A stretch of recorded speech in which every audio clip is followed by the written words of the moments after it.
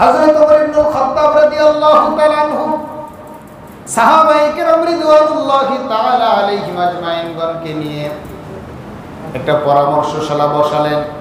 কেউ বললেন হিজরি সালের সূচনা হোক, রাসূল মাকবুল সাল্লাল্লাহু আলাইহি ওয়াসাল্লামের দুনিয়ার জমিনের আগমনের দিন থেকে নিয়ে শুরু করে। কেউ পরামর্শ দিলেন মুসলমানদের তারিখ গণনার সময় শুরু হোক রাসূল মাকবুল সাল্লাল্লাহু আলাইহি ওয়াসাল্লামের বিদায়ের সময় থেকে নিয়ে ওফাতের দিন থেকে নিয়ে। আবার কেউ বললেন না, আল্লাহ রাসূল সাল্লাল্লাহু আলাইহি ওয়াসাল্লামের হিজরতের বছর থেকে নিয়ে শুরু করে আমরা সাল গণনা করি। হযরত আলী রাদিয়াল্লাহু তাআলা আনহু, হযরত ওসমান যিন-নুরাইন রাদিয়াল্লাহু তাআলা আনহু এবং হযরত ওমর ইবনুল খাত্তাব রাদিয়াল্লাহু তাআলা আনহু সকলের পরামর্শ নেওয়ার পরে তিনারা তিনজনে বসে ফয়সালা বের করলেন। আল্লাহ রাসূল সাল্লাল্লাহু আলাইহি ওয়াসাল্লামের হিজরতের বছর থেকে নিয়ে আমরা সাল গণনা করব। কারণ হচ্ছে আল্লাহ রাসূল সাল্লাল্লাহু আলাইহি ওয়াসাল্লামের হিজরত তথা মক্কা নগরী ত্যাগ করা সত্য মিথ্যার পার্থক্য সূচিত করেছে। মুসলমানেরা যে মিথ্যার কাছে মাথা নত করে না, অন্যায়ের কাছে নতজানু হয়ে থাকে না, তার উজ্জ্বল দৃষ্টান্ত হচ্ছে জনাবে মুহাম্মদুর রাসূলুল্লাহ সাল্লাল্লাহু আলাইহি ওয়াসাল্লামের হিজরত। সুতরাং হিজরতের বছর থেকে নিয়ে হিজরি সাল গণনা শুরু হবে। একটু জবান খুলে পড়ি সুবহানাল্লাহ। সম্মানিত মুসল্লিয়ানে কিরাম, সম্মানিত মুরব্বিয়ানে আযম, সম্মানিত ইসলাম প্রিয় মুসলিম ভাতৃবৃন্দ, আল্লাহ পাক রব্বুল আলামিন পবিত্র কালামে হাকিমের মধ্যে ইরশাদ করে বলেন, ইন্না ইদ্দাতাশ শুহুরি ইনদাল্লাহি 12 শাহরান ফি কিতাবিল্লাহি ইয়াওমা খালাকাস সামাওয়াতি ওয়াল আরদা মিনহা আরবা'াতুন হুরুম ذلك الدين القيم فلا تظلموا فيهن أنفسكم وقاتلوا المشركين كافة كما يقاتلونكم كافة واعلموا أن الله مع المتقين।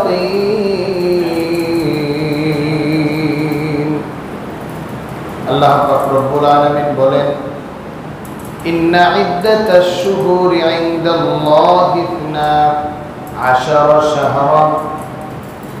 নিশ্চয়ই আল্লাহ পাক রব্বুল আলামিনের দরবারে, আল্লাহ পাক রব্বুল আলামিনের নিকটে মাস গণনার ক্ষেত্রে 12টি মাস। ফি কিতাবিল্লাহি ইয়াওমা খালাকাস সামাওয়াতি ওয়াল আরদা মিনহা আরবা'াতুন হুরুম। আল্লাহ পাক রব্বুল আলামিনের নিকট গণনার ক্ষেত্রে মাস যে 12টি, এটা কবে থেকে? আল্লাহ পাক রব্বুল আলামিন বলেন, যেই দিন থেকে আল্লাহ পাক রব্বুল আলামিন আসমান এবং জমিন সৃষ্টি করেছেন, সেই দিন থেকে আল্লাহ পাক রব্বুল আলামিনের গণনায় মাস 12টি। বলেন সুবহানাল্লাহ। আমরা গণনা করি মাস কয়টি? 12টি বলি আলহামদুলিল্লাহ। আল্লাহ পাক রব্বুল আলামিন বলেন, মিনহা আরবা'াতুন হুরুম, সেখান থেকে 4টি মাস হচ্ছে সম্মানিত মাস। যালিকাদ দীনুল কাইয়্যিম, এটাই হচ্ছে দ্বীনের নির্ধারিত পন্থা। ফালা তাযলিমু ফীহিন্না আনফুসাকুম। আল্লাহ পাক রব্বুল আলামিন বলেন, এই সম্মানিত মাসগুলিতে নিজেরা নিজেদের উপরে জুলুম করিও না। একটু জবান খুলে বলি নাউযুবিল্লাহ। তাহলে আল্লাহ পাক রব্বুল আলামিনের গণনায় মাস কয়টি? 12টি। এর মধ্যে সম্মানিত মাস কয়টি? 4টি। এই সম্মানিত 4টি মাস আমি যদি এখন উল্লেখ করি, অনেকের কাছে মনে হবে এরকম শব্দ তো কখনো শুনি নাই। কারণ আরবি মাসের নাম আমাদের সমাজে জানার লোক কম না বেশি? একেবারেই কম।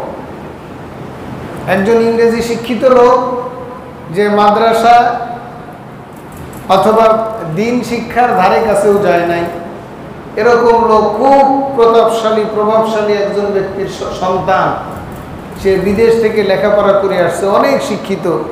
এখন রমজান মাস দোকানে বসে বসে খায় অথবা বাহিরে ঘুরে আর খায়। পিতায় সন্তানকে ডাক দিয়ে বলে, বাবারে এটা রমজান মাস, তুমি রোজা না থাকো ঘরের ভিতরে খাও, বাহিরে যদি খাও আমার মান সম্মান থাকবে না। সন্তান বলে রমজান মাস কই? মাসের নাম রমজান মাস, এটা তো শুনি নেই। জানুয়ারি, ফেব্রুয়ারি, মার্চ, এপ্রিল, মে, জুন, জুলাই, আগস্ট, সেপ্টেম্বর, অক্টোবর, নভেম্বর, ডিসেম্বর, 12 মাসই তো বললাম, এখানে আবার রমজান কোথায়? এরকম শিক্ষিত আমাদের সমাজে আছে না? নেই? এগুলি আমাদের জন্য দুঃখের খবর। আমরা যদি কথাগুলিকে গুরুত্ব দেই না, হুজুরেরা বলে আর আমরা মনে করি নিছক এগুলি একটা গল্প। আমি তখন অনেক ছোট। শেখ মাওলানা নুরউদ্দিন সাহেব যখন তিনি বাইতুল মুকাররমের খতিব ছিলেন, উনি খতিব থাকা অবস্থায় একটা মাহফিলে আলোচনা করতে গিয়ে বলেছিলেন, ঢাকার বিশাল বড় এক জানাজায় উনি অংশগ্রহণ করেছেন। সেখানে মাইয়েতের সন্তান খুব স্মার্ট হয়ে এসেছে, প্যান্ট শার্ট পরা, টাই কোট পরা, দেখতে শুনতেও আলহামদুলিল্লাহ খুব ভালো। এখন সে জানাজার নামাজে যখন জানাজা শুরু হবে, সে কাতার থেকে বের হয়ে যাচ্ছে। লোকজনে বলছে, তুমি কাতার থেকে বের হয়ে যাও কেন, তোমার আব্বার জানাজা হবে। বলতেছে, আমি তো পোশাক আশাক একটু ভালো করে আসছি, রুকু সেজদা দিলে তো পোশাক আশাক নষ্ট হয়ে যাবে। তার মানে কতটুকু অজ্ঞতা ইসলামের ব্যাপারে একজন মানুষের ভিতরে থাকতে পারে, এটা বোঝানোর জন্য হুজুর বলেছিলেন। আমরা মুসলমান, আল্লাহ পাক রব্বুল আলামিনের গণনায় মাস 12টি।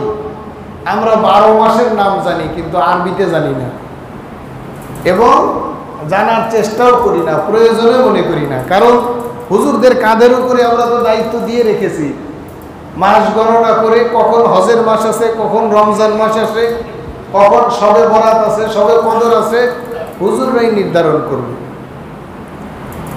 কিন্তু আল্লাহ পাক রব্বুল আলামিন এই 12টি মাসের মধ্যে 4টি মাসকে সম্মানিত হিসেবে ঘোষণা করেছেন। হাদিসে পাকের মধ্যে আল্লাহর হাবিব সাল্লাল্লাহু আলাইহি ওয়াসাল্লাম 4টি মাসের কথা ব্যাখ্যা করে বলে দিয়েছেন। কারণ আমি আর আপনি যদি শুধু কোরআনুল কারীম পড়ি, কোরআনুল কারীমের ব্যাখ্যা গ্রন্থ হাদিস যদি আমার আপনার জানা না থাকে, পড়া না থাকে, তাহলে কোরআনুল কারীম পূর্ণাঙ্গ রূপে বোঝা কোনো মানুষের দ্বারাই সম্ভব হবে না। বলেন সুবহানাল্লাহ। এজন্য আল্লাহর হাবিব সাল্লাল্লাহু আলাইহি ওয়াসাল্লাম আবার ব্যাখ্যা করে দিয়েছেন যে 12টি মাসের মধ্যে যেই 4টি মাস সম্মানিত, এটা তো কোরআনুল কারীমে উল্লেখ করা নাই। সেই 4টি মাস হচ্ছে যিলকদ, যিলহজ, মুহররম এবং রজব। বলেন সুবহানাল্লাহ। 3টি মাসকে ধারাবাহিকভাবে আল্লাহ পাক রব্বুল আলামিন দিলেন, আর একটি মাসকে পৃথক করে দিলেন। এই 4টি মাস হচ্ছে আল্লাহ পাক রব্বুল আলামিনের নিকটে সম্মানিত মাস। আল্লাহ পাক রব্বুল আলামিন আমাদেরকে গণনার জন্য 12টি মাস দিলেন। গণনার ক্ষেত্রে আমরাও মাস 12টি গণনা করি, কিন্তু আরবিতে গণনা করা আমরা জানিও না, বুঝিও না। আমাদের রসম হয়েছে, রীতিনীতি হয়েছে শুধুমাত্র ইংরেজিটাকে মনে রাখা। বাঙালি হিসেবে বাংলা মাসের নামও মনে রাখতে পারি না। অনেকে এরকম আছে না নাই? সম্মানিত হাজির, গণনা করা অপরাধ না, কিন্তু আরবি মাসগুলির নাম মুখস্থ রাখা তো আমাদের দায়িত্ব, কি বলেন, তাই না? আরবি মাস গণনায় যদি আমরা দুর্বল হই তাহলে বুঝতে হবে আমাদের আমলেরও ব্যাপক ঘাটতি আছে। কারণ হচ্ছে আল্লাহর হাবিব সাল্লাল্লাহু আলাইহি ওয়াসাল্লাম প্রতি আরবি মাসের চন্দ্র মাসের 13, 14 এবং 15 3 দিন সিয়াম সাধনা করেছেন, যেই রোজাকে আইয়ামে বীজের রোজা বলা হয়। বলেন আলহামদুলিল্লাহ। যদি আরবি মাস আমার আপনার গণনায় না থাকে তাহলে আইয়ামে বীজ নামে কোন রোজা যে আছে এটাই জানি না, কি বলেন, তাই না? মুহররমের রোজা আছে না নাই? শবে বরাতের রোজা আছে না নাই? শাওয়ালের 6টি রোজা আছে না নাই? মাসগুলি সম্বন্ধে যদি আমার আপনার ধারণা না থাকে তাহলে আমলের ক্ষেত্রেও আমার আপনার ধারণা অনেক কম। কিন্তু আল্লাহ পাক রব্বুল আলামিন আমাদেরকে দুনিয়ার জমিনে পাঠিয়েছেন আমল করার জন্য। একটু জবান খুলে পড়ে নেই সুবহানাল্লাহ। আল্লাহ পাক রব্বুল আলামিন বলছেন, আল্লাযী খালাকাল মাউতা ওয়াল হায়াতা লিয়াবলুয়াকুম আইয়ুকুম আহসানু আমালা। আল্লাহ পাক রব্বুল আলামিন বলেন, আমি জীবন এবং মৃত্যু সৃষ্টি করেছি, হায়াত এবং মৌত সৃষ্টি করেছি। হায়াত এবং মৌতের সন্ধিক্ষণে এই মাঝখানের সময়টায় আমি দেখতে চাই তোমাদের মধ্যে কে আমলে সর্বোত্তম হয়। আমরা কে কতটুকু আমল করি, আমল করে কে কতটুকু আল্লাহ পাক রব্বুল আলামিনের নৈকট্য অর্জন করি, এটাই আল্লাহ পাক রব্বুল আলামিন দেখতে চান। এটাই আমাদের জন্য পরীক্ষা। কিন্তু আমলকে আমরা ডিনাই করি, আমলকে আমরা নিজেদের জন্য বোঝা মনে করি। খালি কোনো মতে দায় সারা আমল দিয়ে জীবন চলছে, সামাজিকতা রক্ষা করার জন্য, ব্যক্তিত্ব ঠিক রাখার জন্য, মানুষের কাছে গ্রহণীয়তা অর্জন করার জন্য সামথিং, একেবারে সামান্য কিছু আমল যেটা না করলেই না। ধরেন জুমার দিনে জুমা আদায় করা, মিলাদ মাহফিলের অনুষ্ঠানে গিয়ে মিষ্টি খাওয়া, বিবাহ শাদীর অনুষ্ঠানে গিয়ে টুপি মাথায় দিয়ে বসে থাকা, এই সামান্য কিছু আমল, এগুলি আমল, এগুলি বাদ দেওয়া যাবে না। কিন্তু এই সামান্য কিছু আমল দিয়ে আমার আপনার জীবন চলতেছে, ঠিক কিনা বলেন? কিন্তু আল্লাহ পাক রব্বুল আলামিন কি আমাদেরকে শুধু এতটুকু আমলের জন্য আল্লাহর দুনিয়ায় পাঠাইছে? মুসলমানের আমল তো ঘুম যাওয়ার থেকে নিয়ে শুরু করে ঘুম থেকে ওঠা পর্যন্ত, আবার ঘুম থেকে ওঠার থেকে নিয়ে শুরু করে ঘুম যাওয়া পর্যন্ত প্রত্যেকটি পদক্ষেপে, প্রত্যেকটি শ্বাসে প্রশ্বাসে, প্রত্যেকটি কদমে কদমে আল্লাহ পাক রব্বুল আলামিন আমলের নির্দেশ দিয়েছেন। বলি সুবহানাল্লাহ। মুসলমান শুধুমাত্র খাবার টেবিলে বসে খাবার সামনে আসলেই দোয়া পড়ে না, খাবারটা পরিত্যাগ করার সময় তথা হাজত সারার পূর্বেও মুসলমান দোয়া পড়ে। আবার হাজত সারা সম্পন্ন হয়ে গেলেও মুসলমান দোয়া পড়ে। বলেন সুবহানাল্লাহ। তার মানে প্রত্যেকটি কাজেই আমাদের আমল পরিত্যাগ করার সুযোগ আমার আপনার নাই। আমার আপনার জীবন পরিচালিত হতে হবে আল্লাহ পাক রব্বুল আলামিনের হুকুম এবং জনাবে মুহাম্মদুর রাসূলুল্লাহ সাল্লাল্লাহু আলাইহি ওয়াসাল্লামের তরিকা মোতাবেক। যদি তা না হয়, কোন জায়গায় যদি বিন্দুমাত্র ঘাটতি পড়ে, ওই জায়গার জন্য, ওই সময়ের জন্য, ওই ক্ষেত্রের জন্য আল্লাহ পাক রব্বুল আলামিনের দরবারে জবাবদিহি করতে হবে। কারণ আল্লাহ পাক রব্বুল আলামিন আমাদেরকে তো দুনিয়াতে এমনি এমনি পাঠান নাই, আমাদেরকে দায়িত্ব দিয়ে পাঠিয়েছেন। স্বাভাবিক হওয়া অবস্থায় আমার আপনার কি দায়িত্ব হবে? বয়সে পরিণত হওয়ার পরে আমার আপনার কি দায়িত্ব হবে? একজন স্বামী হওয়ার পরে আমার আপনার কি দায়িত্ব হবে? একজন পিতা হওয়ার পরে আমার আপনার কি দায়িত্ব হবে? একজন সামাজিক নেতা হওয়ার পরে আমার আপনার কি দায়িত্ব হবে? একজন রাষ্ট্রীয় নেতা হওয়ার পরে আমার আপনার কি দায়িত্ব হবে? এই সবগুলি আল্লাহ পাক রব্বুল আলামিন আমাদের জন্য পবিত্র কোরআনুল কারীমের মধ্যে লিপিবদ্ধ করে দিয়েছেন। একটু জবান খুলে পড়ি সুবহানাল্লাহ। এজন্য কোন ক্ষেত্র তো বাদ নাই যেই ক্ষেত্রে গিয়ে আমার আল্লাহ পাক রব্বুল আলামিনের কাছে জবাবদিহি করতে হবে না। প্রত্যেকটি ক্ষেত্রে জবাবদিহিতা আছে। আর এই জন্যই আল্লাহর হাবিব সাল্লাল্লাহু আলাইহি ওয়াসাল্লাম বলেছেন, আল কাইয়িসু মান দারা নাফসাহু ওয়া আমিলা লিমা বা'দাল মাউত। আল কাইয়িসু শব্দের ব্যাখ্যায় মুহাদ্দিসিনে কেরামগণ বলেছেন, যেই ব্যক্তি চতুর, ওই ব্যক্তি চতুর। কাইয়িস শব্দটার দ্বারা চতুরতা বোঝায়, চালাকি বোঝায়। আমরা তো দুনিয়ার জমিনে তাদেরকে চালাক মনে করি যারা যত বেশি অন্যায় করে। যে যত বেশি অন্যায় করে, অপরাধ করে, তাকে আমরা মনে করি চালাক। ধরেন একজন ব্যক্তি সরকারি চাকরিজীবী, তার বেতন হচ্ছে সরকারি নীতি অনুযায়ী ধরলাম 20,000 টাকা। সে এই 20,000 টাকা বেতনের চাকরি করে 2টা বাড়ি করছে, 5টা গাড়ি করছে, 50 বিঘা জমি করছে। আমরা বলি লোকটা চালাক আছে, ঠিক কিনা বলেন? সে চালাক না থাকলে 20,000 টাকার বেতনের চাকরি করে এত কিছু করতে পারতো না। কি বলেন, তাই না? কিন্তু আল্লাহ পাক রব্বুল আলামিনের ভাষায় ওই ব্যক্তি হচ্ছে সবচাইতে বোকা। আল্লাহর হাবিব সাল্লাল্লাহু আলাইহি ওয়াসাল্লাম বলেন, ওয়াল আজিজু মানিত্তাবা নাফসাহু হাওয়াহা ওয়া তামান্না আলাল্লাহ। ওই ব্যক্তি তো বোকা। ওয়াল আজিজ মানিত্তাবা নাফসাহু, ও নফসের গোলামি করছে। ও মনে করেছে দুনিয়ার আরামায়ের সবকিছু, দুনিয়া করার জন্য দুনিয়ায় অপরাধ করেছে, ঘুষ বাণিজ্য করেছে, অসৎ উপায়ে মানুষের কাছ থেকে পয়সা ইনকাম করেছে। ও নফসের গোলামি করার কারণে ওর জিন্দেগি বরবাদ করে দিয়েছে। বলেন নাউজুবিল্লাহ।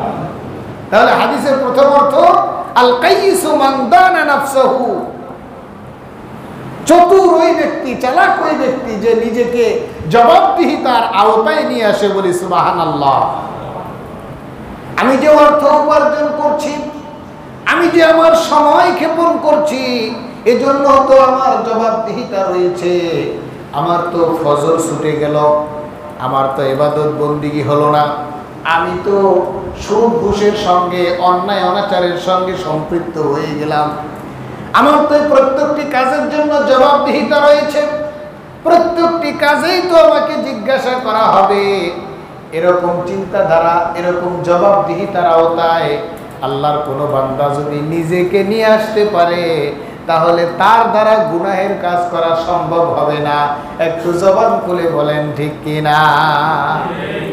আর যদি নফসের গোলামি করে, মন যা চায় তাই করে, হালাল হারামের বিচার বিশ্লেষণ না করে, ইসলাম নিয়ে চিন্তা ফিকির না করে, তাহলে তার দ্বারা 20,000 টাকার বেতনে 5টা বাড়ি করা সম্ভব হবে।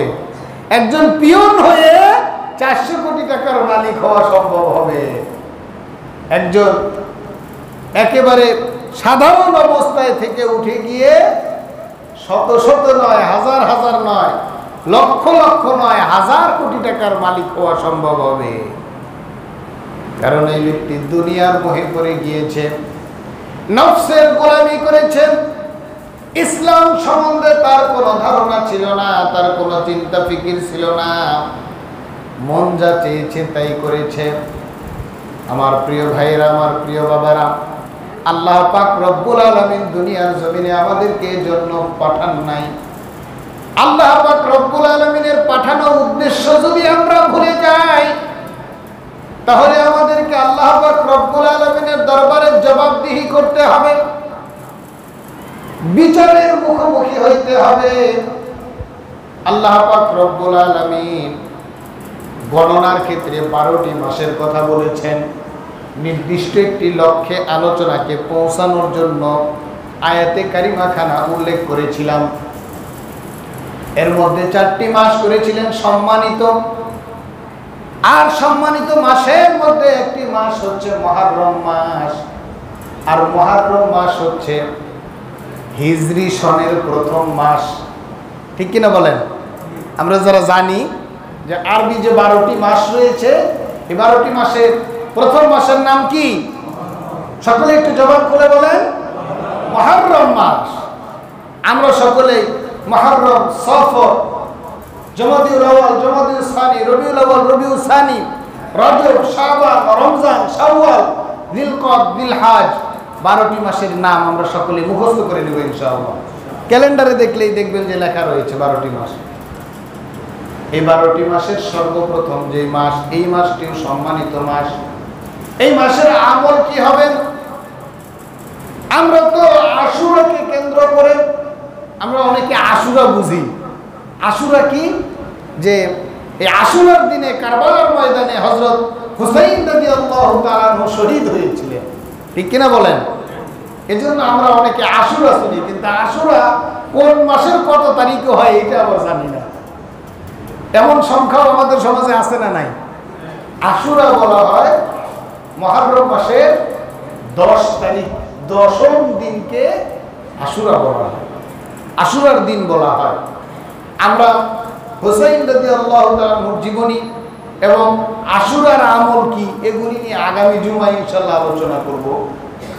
কিন্তু আজকে আমাদের আলোচনা করতে হবে, যেহেতু এটা সম্মানিত মাস, এই মাসে আমল কি হবে এগুলি নিয়ে আমাদের আলোচনা করতে হবে, ঠিক কিনা বলেন?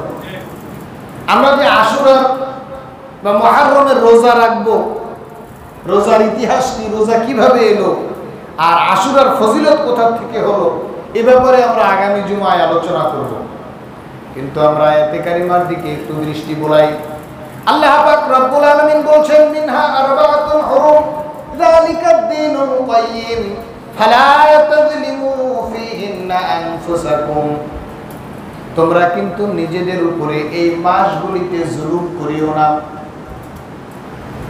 অর্থাৎ অন্যায় অনাচার করিও না, গুনাহের কাজ করিও না। মুফাসসিরিনে কেরামগণ এই মাসগুলিতে যুদ্ধবিরতির দিকে ইঙ্গিত দেওয়া হয়েছে, এই কথাটিও বুঝিয়েছেন। তার মানে এই সম্মানিত মাসগুলিতে অন্যান্য মাসে অন্যান্য সময় যদিও আমাদের দ্বারা কিছু গুনাহ খাতা হয়ে যায়, এই সম্মানিত মাসগুলিতে আমাদের মাধ্যমে যাতে করে কোনো গুনাহ খাতা না হয়ে যায়, এ ব্যাপারে সতর্ক দৃষ্টি রাখার দরকার আছে না নাই? সম্মানিত হাজরিন, সম্মানিত মাস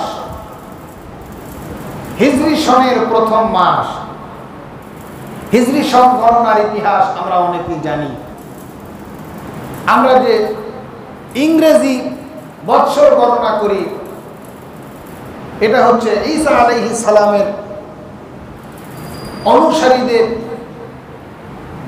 ঐতিহাসিকভাবে কিছু ভুল ধারণা রয়েছে, এগুলি নিয়ে বিস্তারিত আলোচনা করব যখন আপনারা 31st নাইট উদযাপন করার প্রস্তুতি গ্রহণ করবেন, ইংরেজি নববর্ষ বরণের উদযাপন গ্রহণ করবেন, তখন এগুলি নিয়ে বিস্তারিত আলোচনা করব যে ঈসাই সাল কোথা থেকে কিভাবে এলো, এর মধ্যে আমাদের কি আছে, আমাদের জন্য কল্যাণ কতটুকু, অকল্যাণ কতটুকু, এগুলি নিয়ে তখন বিস্তারিত আলোচনা করব। কিন্তু আজকে আমরা জানি যে হিজরি সালের উৎপত্তি কোথা থেকে হলো, কিভাবে হলো। তখন থেকে আল্লাহ রাসূল সাল্লাল্লাহু আলাইহি ওয়াসাল্লামের বিদায় থেকে নয়, শুরু হযরত ওমর ইবনুল খাত্তাব রাদিয়াল্লাহু তাআলা আনহুর খেলাফতের সময় বিভিন্ন বিষয়ে তারিখ লিখে রাখার ক্ষেত্রে একটা গরমিল দেখা গেল। যেমন হাদিসের মধ্যে আসছে হযরত সাহাবী রাদিয়াল্লাহু তাআলা আনহু থেকে বর্ণিত, হযরত আবু মুসা আশআরী রাদিয়াল্লাহু তাআলা আনহু ওমর ইবনুল খাত্তাব রাদিয়াল্লাহু তাআলা আনহুকে চিঠি লিখলেন যে আমিরুল মুমিনিন, আপনি যে চিঠিগুলি গভর্নরদের কাছে পাঠান, আমাদের কাছে পাঠান, এই চিঠিগুলিতে তো তারিখ থাকে না।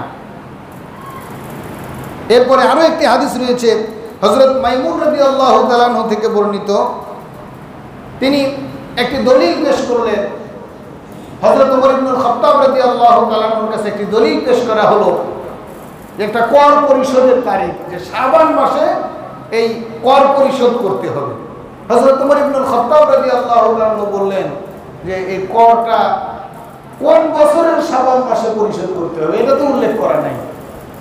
তখন মুসলিম মিল্লাতের মধ্যে ধারণা সৃষ্টি হলো যে আমরা ঈসাই সাল ব্যবহার না করে ইসলামের জন্য স্বতন্ত্র একটা সংস্কৃতি থাকবে, যেটার মাধ্যমে আমরা মুসলমানেরা দিনক্ষণ এবং তারিখ নির্ধারিত করব, লিখে রাখবো। বলি আলহামদুলিল্লাহ। সাহাবায়ে কেরাম রাদিয়াল্লাহু তাআলা আনহুর মধ্যে পরামর্শ বসলো, এক একজন এক একভাবে হিজরি সাল নির্ধারণ করার পরামর্শ দিলেন। এগুলি কিন্তু মনে রাখতে হবে, এগুলি আমাদের সংস্কৃতি, আমাদের ইতিহাস, আমাদের ঐতিহ্য।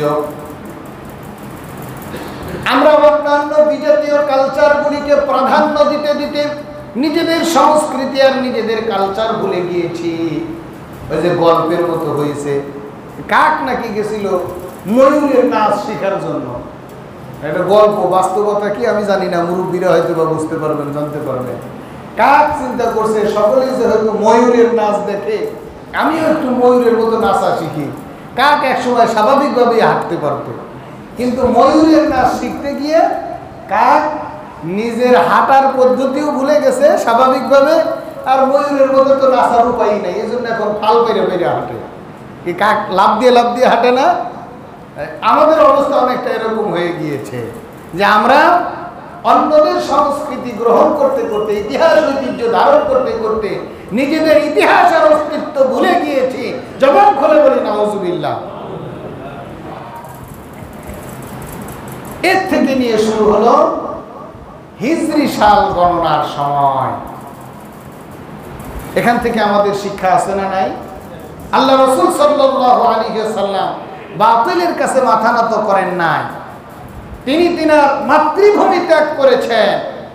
ঐতিহাসিক বর্ণনায় এসেছে আল্লাহর হাবিব সাল্লাল্লাহু আলাইহি ওয়াসাল্লাম যখন তিনার ঘর থেকে নিয়ে বের হয়ে আবু বকর রাদিয়াল্লাহু তাআলা আনহুকে সঙ্গে করে নিয়ে আবু বকর রাদিয়াল্লাহু তাআলা আনহুর বাড়ি থেকে আবু বকর রাদিয়াল্লাহু তাআলা আনহুকে সঙ্গে করে নিয়ে যখন মক্কা থেকে প্রস্থান করছিলেন, বিদায় নিচ্ছিলেন, বারবার তিনি মক্কার দিকে তাকাচ্ছিলেন, দু চোখে অশ্রু বেয়ে পড়ছিল আর বলছিল যে মক্কা, আমি তোমাকে ছাড়তে চাই নাই, তোমার নিষ্ঠুর সন্তানেরা আমাকে তোমার বুকে বসবাস করার সুযোগ দিল না। আমি তো অন্যায়ের সঙ্গে আপোষ করে চলতে পারি না, শিরকের কাছে মাথা নত করে চলতে পারি না, এজন্য আল্লাহর হুকুমে আমি তোমার থেকে বিদায় গ্রহণ করছি। জবান খুলে বলেন আল্লাহু আকবার।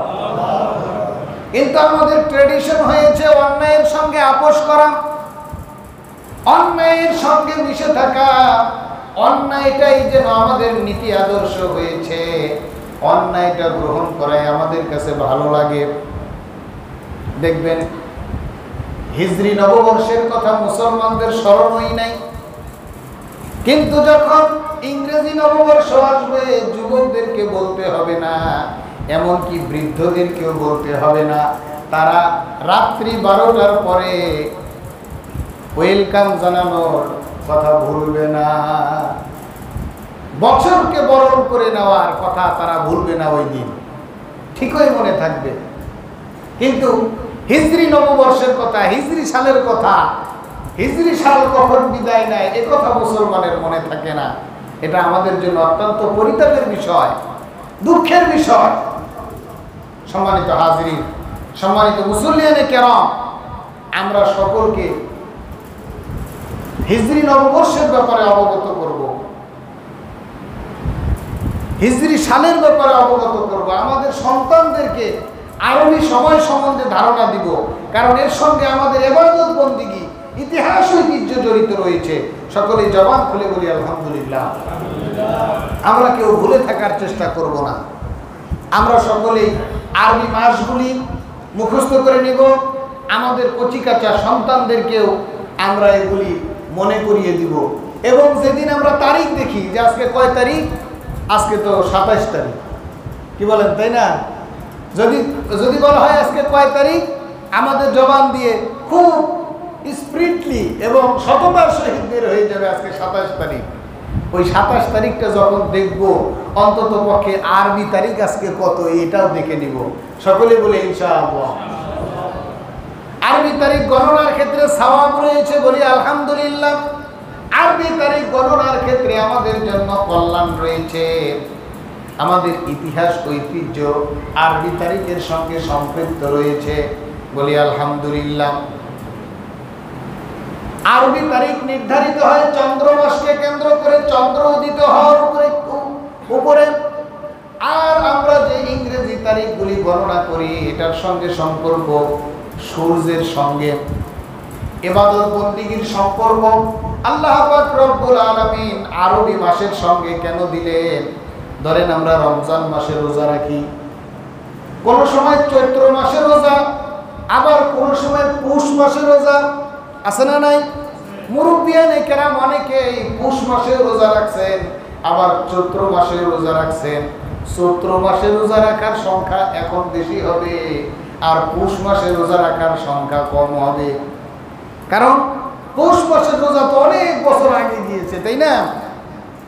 আর চৈত্র মাসের রোজা মাত্র কয়েক বছর আগে গেল। আমি তো রোজা রাখলাম প্রচন্ড গরমের মধ্যে এবছরে, এরপরেও কিন্তু আল্লাহ পাক রব্বুল আলামিন রমজান মাসে আমাদের উপরে খাস দয়া করছেন। চৈত্র মাসের যে ঠাডা পড়া রোদ, এটা যদি পুরা মাস ব্যাপী থাকতো, যে পরিমাণে মানুষ খালি চিন্তা করছে যে চৈত্র মাস, এরপরে দিন বড়, প্রচন্ড গরম, আগে থেকেই রোজা ছেড়ে দিছে। এরকম মুসলমান আমাদের সমাজে আছে না নাই? অসংখ্য অগণিত। যদি বলি যে 60% মানুষ রোজা থাকার উপযোগী মানুষ রোজা রাখে নাই, এটা বললেও ভুল হবে না। 40% মানুষ নিয়মিত রোজা রাখছে, আর 60% মানুষ ইচ্ছা করে রোজা ছেড়ে দিছে। আর এই 40-র মধ্যে থেকে আবার কেউ কেউ একটু বিপদে পড়ে, চাপে পড়ে আল্লাহ পাকের এত বড় হুকুম ছেড়ে দিছে, নির্দ্বিধায় ছেড়ে দিছে, বলি নাউজুবিল্লাহ। আল্লাহ পাক রব্বুল আলামিন চন্দ্র মাসের সঙ্গে ইবাদতের সম্পর্ক দিয়েছেন আমাদের কল্যাণে, আমাদের প্রয়োজনে। আমরা পৌষ মাসের রোজার কি মজা এটাও যেমন বুঝি, আবার চৈত্র মাসের রোজার কি মজা এটাও আমরা বুঝতে পারি। যদি ধারাবাহিকভাবে চৈত্র মাসে রোজা দেওয়া হতো, তাইলে আগে থেকেই তো বসে তাও দিয়ে থাকতাম, সম্ভব নয়। আর যদি শুধুমাত্র পৌষ মাসে রোজা হতো তথা শীতকালীন রোজা হতো, তাইলে গরমের মধ্যে রোজা রাখার কি মজা এটা তো আমরা বুঝতে পারতাম না। কি বলেন, তাই না? এরপরে হজের ক্ষেত্রেও একই অবস্থা। আরো অন্যান্য যে ইবাদত বন্দেগী রয়েছে এগুলির ক্ষেত্রেও একই অবস্থা। দিনের পরিবর্তন হয়, বছরে দিনের পরিবর্তন হয়, সময়ের পরিবর্তন হয়। কোনো সময় বর্ষাকালে, কোনো সময় শীতকালে, কোনো সময় গরমকালে, বিভিন্ন সময়ে, প্রত্যেকটি সময়ে আল্লাহ পাক রব্বুল আলামিনের এই ইবাদত বন্দেগীগুলি করার একটা অভিজ্ঞতা আমাদের মধ্যে তৈরি হয়, বলি আলহামদুলিল্লাহ। এজন্য আমাদের এই হিসাবগুলি জানতে হবে, আমাদের ইতিহাস ঐতিহ্য আমাদের ভিতরে লালন করতে হবে। কারণ আমরা যদি আমাদের ইতিহাস ঐতিহ্য বাদ দিয়ে দেই, আর যদি অন্যদেরটাই গ্রহণ করি, আল্লাহর হাবিব সাল্লাল্লাহু আলাইহি ওয়াসাল্লাম বলেন, মান তাশাব্বাহা বিকওমিন ফাহুয়া মিনহুম। ভালো করে বুঝেন, এটা কিন্তু আল্লাহ রাসূল সাল্লাল্লাহু আলাইহি ওয়াসাল্লামের হাদিস। মান তাশাব্বাহা বিকওমিন ফাহুয়া মিনহুম, যে যেই জাতি অনুসরণ করবে সে তাদের মধ্যেই গণ্য হবে, বলেন নাউজুবিল্লাহ।